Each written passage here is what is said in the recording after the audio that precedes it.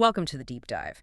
Today, we're taking a look at something a bit different for us. We're analyzing a really reflective and pretty popular piece of spiritual guidance. It's audio content. That's right. It's actually become quite influential, often highlighted as, some of the best religious podcast material out there. Yeah, seems like it. And the source material we're focusing on today, it's a devotional reflection from a source called Mary for You. hmm And it centers on, well, probably one of the most famous passages ever, Psalm 23, the King James Version specifically. Okay, so our goal here is to kind of unpack how this audio content breaks down this ancient psalm.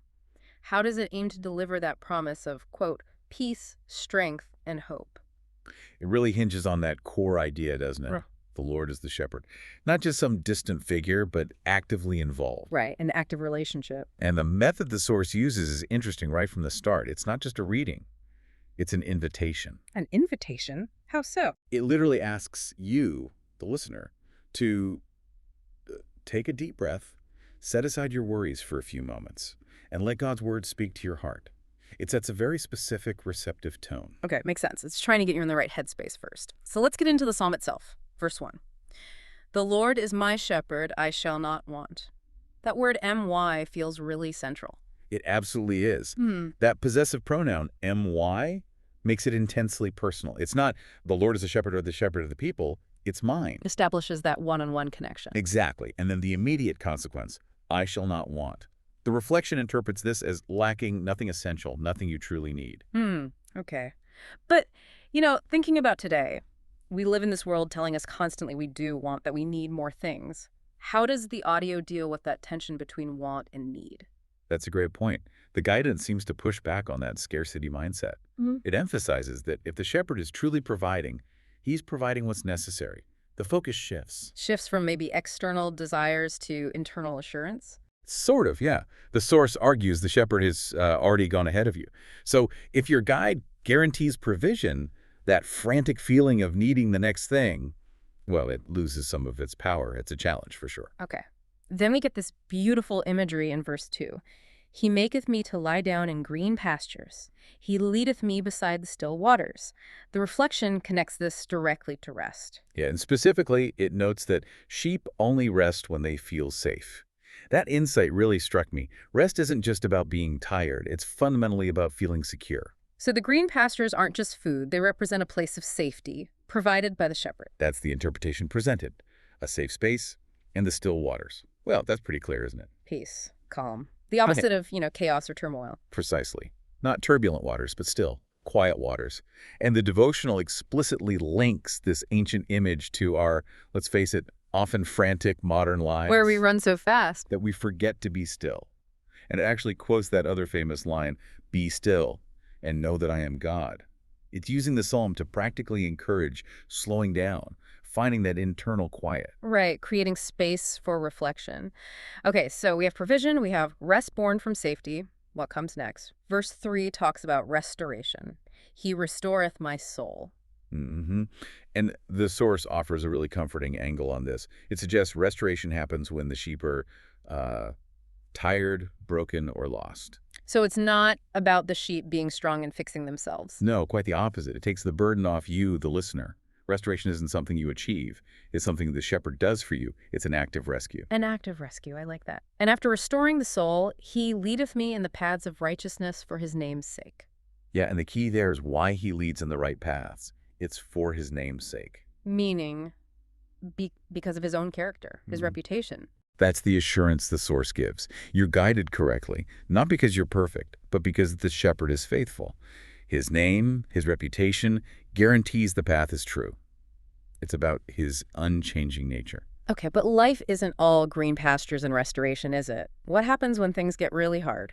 That brings us to verse 4, which feels like a major shift in the psalm. It absolutely is. A huge turning point, both emotionally and structurally.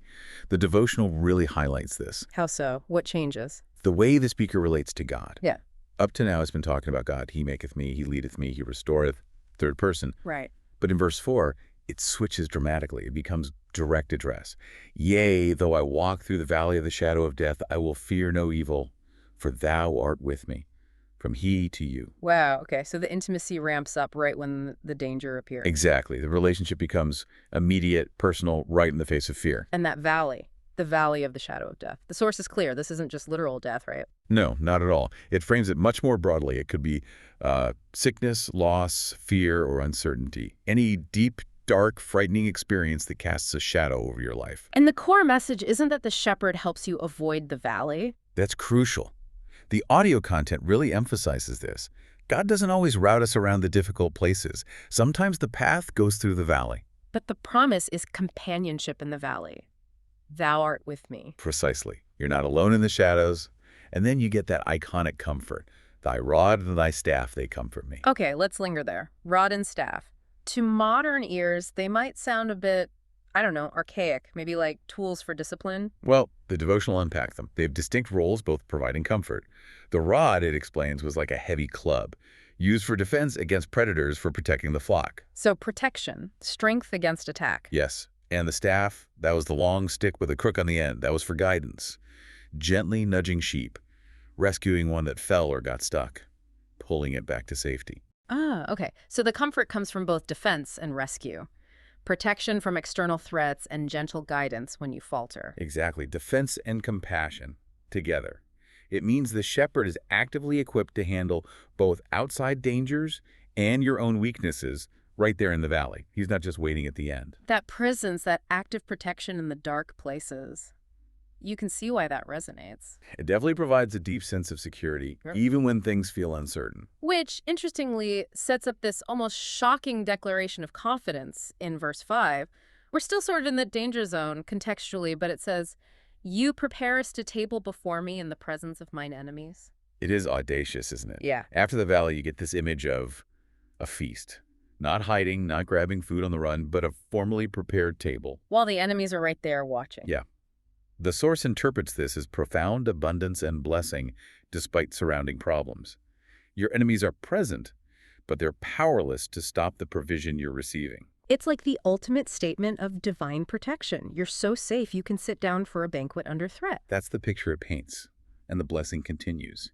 You anointest my head with oil. What does that symbolize in this context? The reflection connects it to ancient practices symbolizing favor, healing, honor, even protection. So here it represents God's special blessing, his covering, his favor upon the listener. And the result of all this provision and favor, my cup runneth over. Which the source translates simply as more than enough, overflowing abundance. It connects right back to I shall not want from verse 1, but now it's demonstrated lavishly. And the source adds that confidence booster. When God blesses you, no enemy can stop it. That's bold. Very bold. It aims to give the listener absolute certainty about God's ability to provide, regardless of opposition. This overflowing confidence flows right into the final verse, verse 6. Surely goodness and mercy shall follow me all the days of my life, and I will dwell in the house of the Lord forever.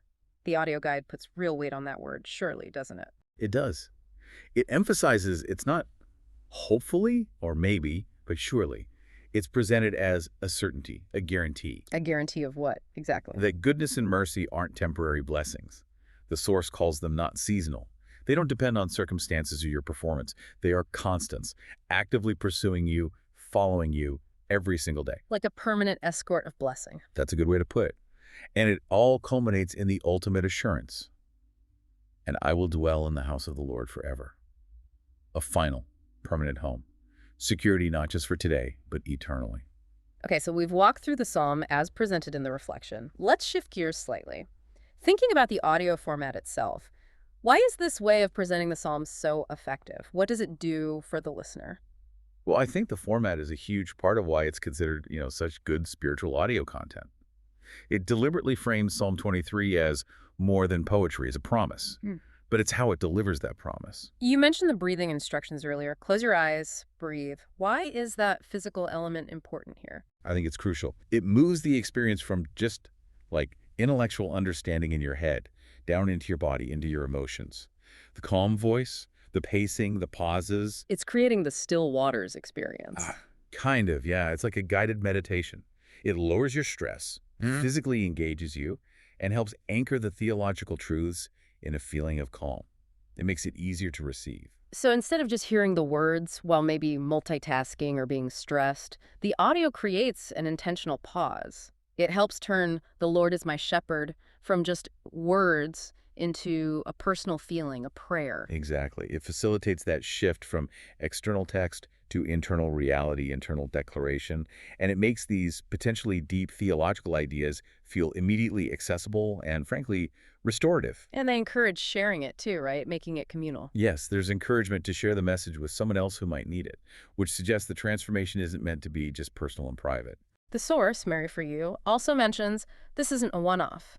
They have other related audio resources, like on the Sermon on the Mount or Finding Peace. Right, suggesting it's part of a broader effort to provide this kind of guided, accessible spiritual reflection through audio. So wrapping up, what's the core strength here? Why does this approach work so well for people? I think it's that combination, taking a deeply resonant, familiar scripture and using the intimacy of audio, the tone, the guided pauses, the direct address, to help the listener truly internalize it, to make it a personal declaration of safety and provision, whether they feel like they're on a mountaintop or deep in that valley. It really brings it home. And thinking about that final assurance, that claim that God's blessing can't be stalked by enemies, that goodness and mercy are constants. Yeah. Well, if you really took that idea of absolute non-seasonal favor seriously, how would that change the way you face tomorrow, whatever shadows might be there today? That's certainly something to chew on.